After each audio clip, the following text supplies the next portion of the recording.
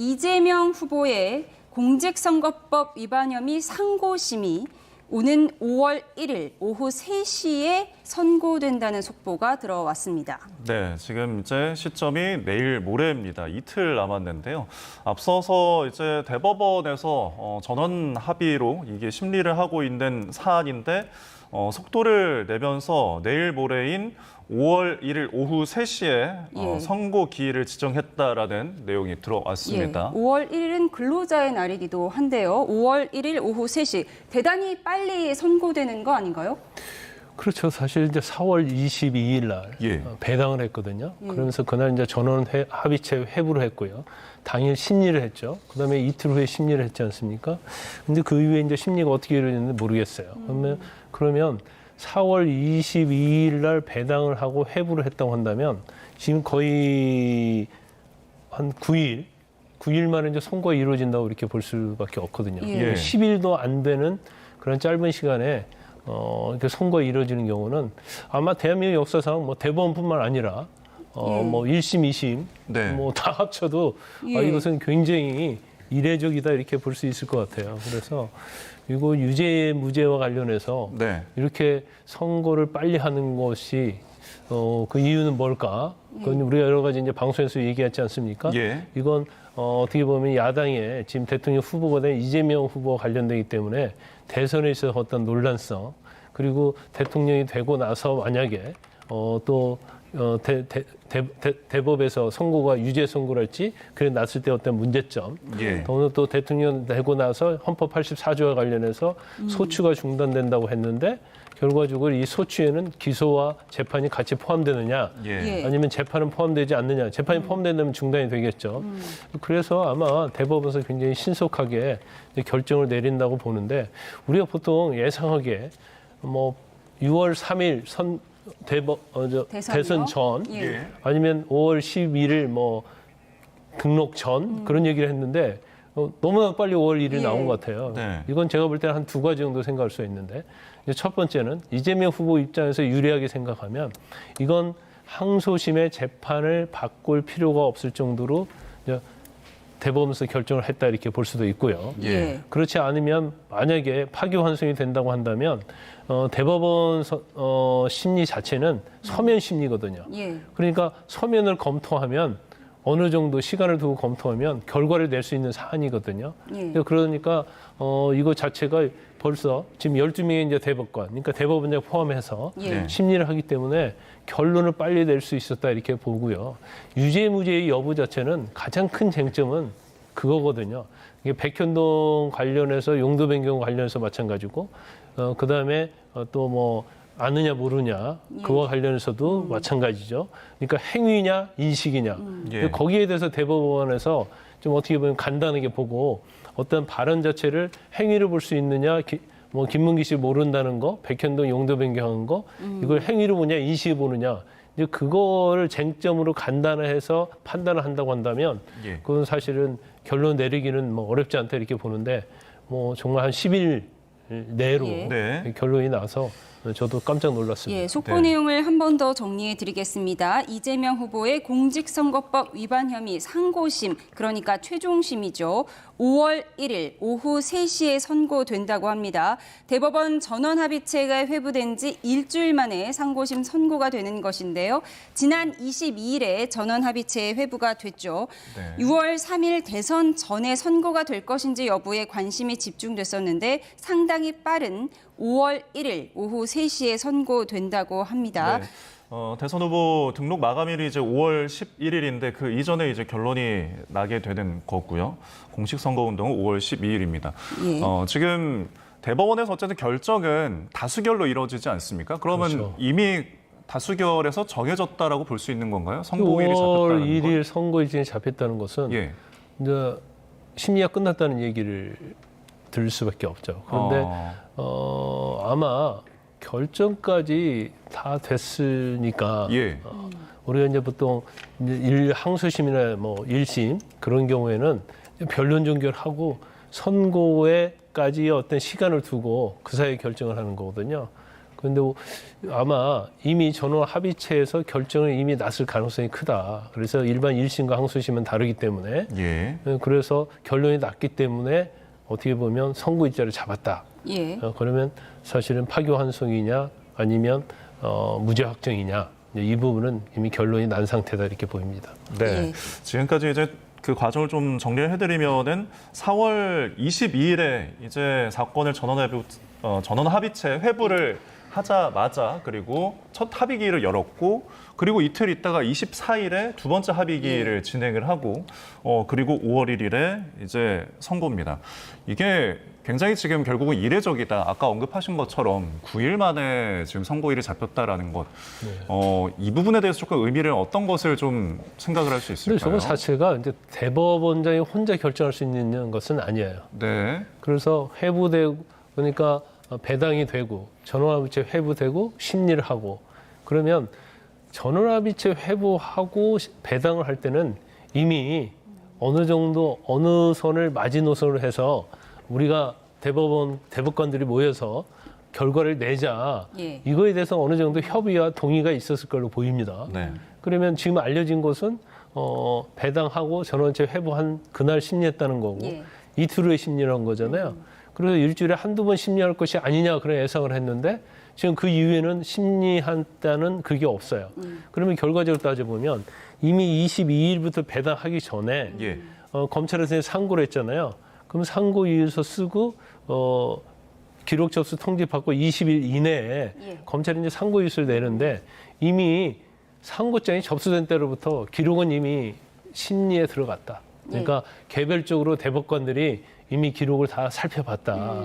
그래서 실질적으로 심리 자체는 4월 22일 했지만 예. 훨씬 이전부터 상고 기록이 법원에 왔을 예. 때부터 이미 대법관들은 개별적으로는 보고 있었다. 이렇게 볼 수 예. 있을 것 같습니다. 네 가지 시나리오가 있잖아요. 한 번 더 짚어보기로 하죠. 2심의 무죄가 확정되거나 아니면 유죄 취지로 파기환송되거나 아니면 파기자판인데 파기자판으로 100만 원 이상이 선고되거나 100만 원 미만이 선고되거나 이렇게 네 가지 시나리오를 우리가 여러 번 짚어보긴 했습니다. 그럼 만약에 유죄 취지로 파기환송됐을 경우에 다시 2심으로 가잖아요. 그렇죠. 그래도 그 결론이 대선 전에 나올 수 있다. 이렇게 볼 수 있는 건가요? 그 가능성은 예. 파기환송의 이유가 뭐냐에 따라 달라질 수 있어요. 아. 파기환송 자체가 예. 행위나 인식에 관해서 법률적으로 딱 평가를 해버리면 사실은 재판할 필요가 없는 거죠. 그렇지만 심리 기일은 열어야겠죠. 그런데 거기에 이제 만약에 뭐 유죄 취지의 파기환송이라면 또 이재명 후보가 거기에 참여를 하지 않는다든지. 예. 근데 사실은 피고인이 뭐 불출석해도 재판을 할 수 없는 건 아니에요. 그래서 결과적으로 대법원에서 만약에 유죄치로 파기환송되면 예. 항소심에서 그 결과를 가지고 그대로 판단을 할 수밖에 없거든요. 예. 그럼 유죄가 되는 거거든요. 그래서 지금 대법원에서 저렇게 빨리 했다는 것 자체는 제가 볼 때는 아마 어떤 사실 오인이랄지 여러 가지 그게 아니고 제가 아까 말씀드린 행위냐 인식이냐 예. 법리적 판단을 했을 가능성이 있어요. 법리적 한 가지 가지고 네. 그러면 그게 만약에 항소심과 다른 취지로 환송이 돼버렸다고 한다면 예. 그건 항소심에서 어떻게 하기 나름이에요. 그래서 대법원에서 이번에 선고한 것처럼 또 신속하게 바로 끝낼 수도 있겠죠. 예.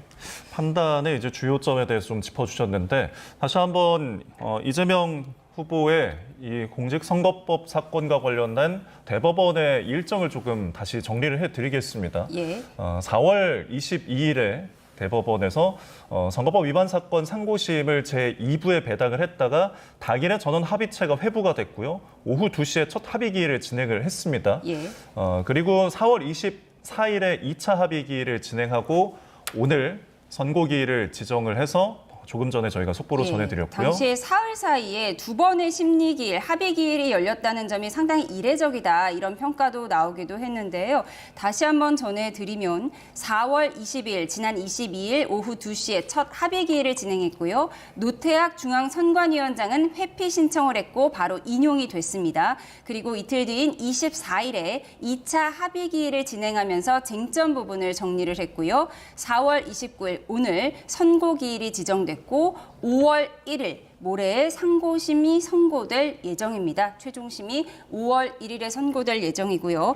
예. 저희가 6.3 대선 앞에 선고가 될지 여부가 이목이 집중됐었는데 결국 한 달을 남긴 5월 1일에 상고심 선고가 있을 예정이고요. 후보 등록일은 5월 11일입니다. 네, 내일 모레 오후 3시입니다. 자, 지금 이게 통상적인 상황이 아니기 때문에 여러 가지 해석을 저희가 낼 수밖에 없는 거긴 합니다. 원래는 저희가 예상하기로는 12명에서 이제 각각 뭐 의견을 내고 조율을 하면은 오래 걸릴 것이다라고 했는데 그럼 그만큼 의견이 갈리기보다는 어느 정도 모였기 때문에 이렇게 빠른 결정이 날 수 있었을까요? 그럴 가능성도 있죠. 예. 그런데 이제 제가 전에 뭐 YTN에서 말씀드렸지만 이제 전원 합의체라 할지라도 네.